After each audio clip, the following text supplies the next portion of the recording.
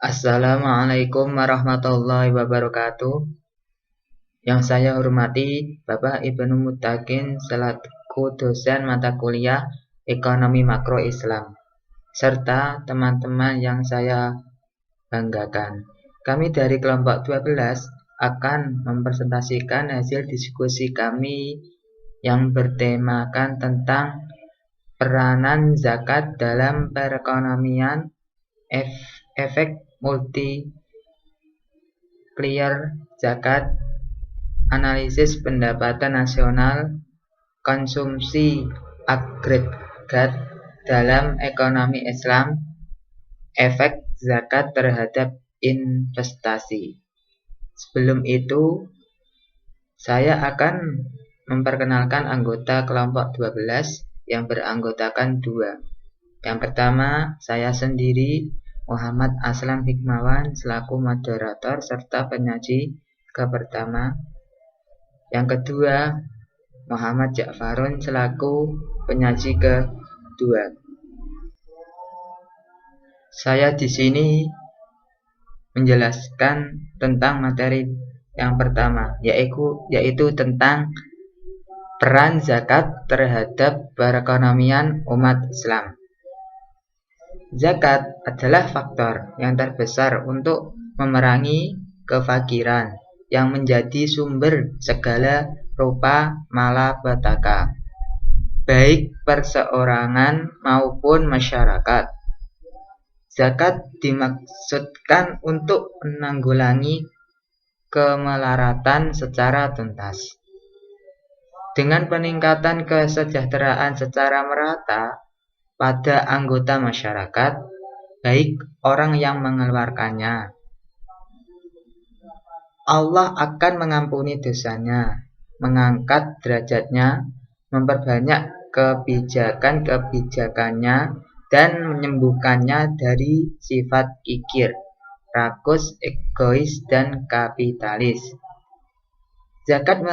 Zakat mempunyai pengaruh besar pada kepribadian orang yang mengeluarkannya, sehingga ia akan selalu berlapang dada dalam menghadapi Allah Subhanahu Ta'ala. Adapun bagi masyarakat Islam, zakat bisa mengatasi aspek penting dalam kehidupan, terutama jika mengetahui pengelolaannya dan mengerti bahwa dengan zakat tersebut Allah Ta'ala akan menutupi beberapa celah persoalan yang ada dalam masyarakat Islam. Materi selanjutnya yaitu tentang zakat sebagai multiplier atau efek pengganda.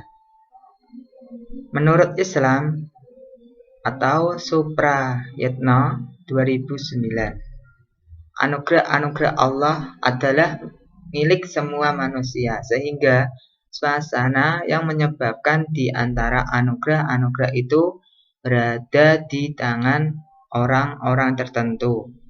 Tidak berarti bahwa mereka dapat memanfaatkan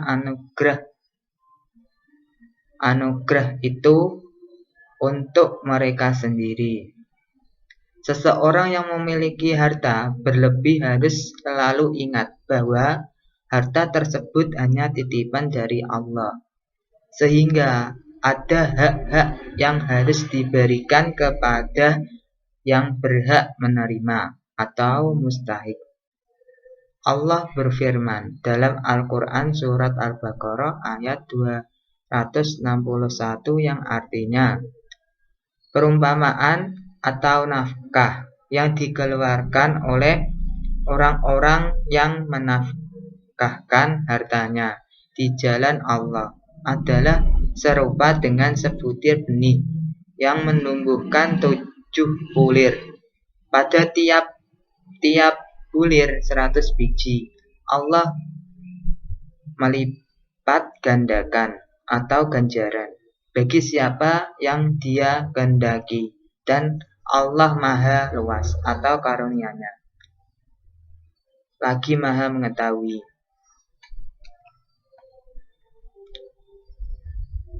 Dari ayat tersebut digambarkan secara implisit efek multiplier dari zakat.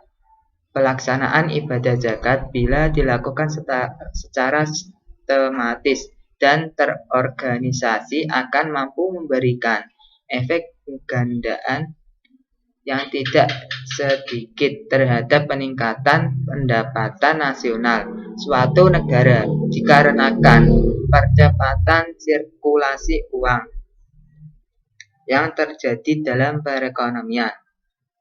Bagaimanakah mekanisme efek multiplier zakat ini?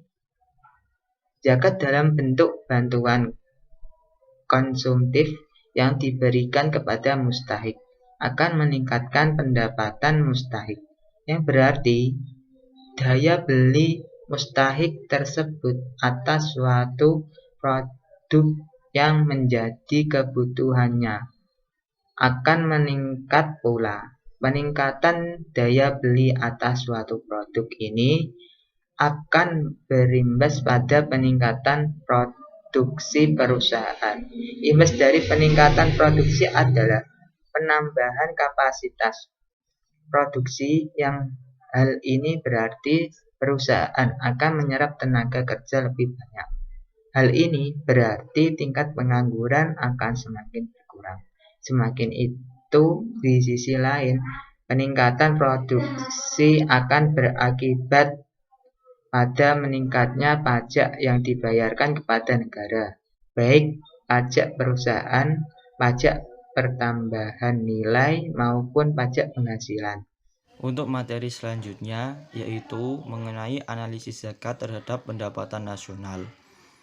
Berdasarkan hasil riset mutakhir yang dilakukan oleh Islamic Development Bank dan Institut Pertanian Bogor menunjukkan bahwa potensi zakat di Indonesia mencapai 217,3 triliun. Akan tetapi, menurut Profesor Dr. Didin Hafidudin, potensi tersebut aktualisasinya masih sangat jauh karena baru 2,3 triliun yang tercatat di Basnas. Dana tersebut hanya mencapai 1% dari total potensi yang ada.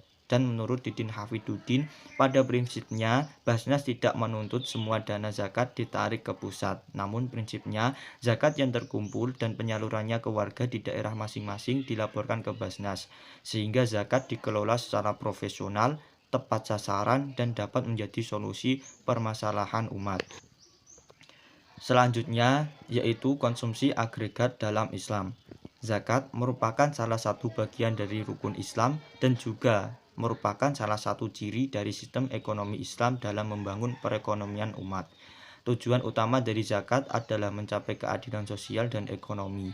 Sehubung dengan dimensi ekonomi dari zakat, bertujuan untuk mencapai efek menguntungkan pada beberapa dimensi, seperti konsumsi agregat, tabungan dan investasi, penawaran agregat tenaga kerja dan modal, pengentasan kemiskinan, dan pertumbuhan ekonomi. Konsumsi agregat memiliki dua karakteristik, yaitu muzaki dan mustahik. Muzaki adalah orang yang menerima zakat, sedangkan mustahik adalah orang yang menerima muzaki adalah orang yang memberi zakat, sedangkan mustahik adalah orang yang menerima zakat. Konsumsi agregat secara Islam berpengaruh terhadap pendapatan nasional suatu negara, pengangguran, inflasi, dan neraca pembayaran. Selanjutnya yaitu efek zakat terhadap investasi. Zakat seperti yang dikatakan oleh Faridi bahwa selain memiliki efek terhadap pemerataan dan distribusi pendapatan, zakat juga memiliki pengaruh terhadap konsumsi, tabungan, investasi, dan ketenaga kerjaan. Hal ini karena selain zakat digunakan untuk bantuan konsumtif, juga dapat digunakan sebagai bantuan modal kerja atau bantuan produktif. Monzerkaf dan Siddiqi juga berpendapat bahwa dengan adanya zakat akan meningkatkan konsumsi barang-barang pokok dan mengurangi konsumsi barang-barang mewah.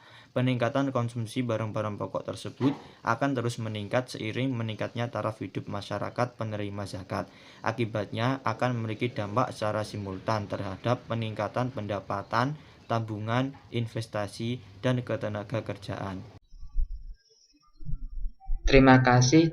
Dari kelompok 12, apabila ada kesalahan dan kekurangan dalam penyampaian, saya meminta maaf. Wassalamualaikum warahmatullahi wabarakatuh.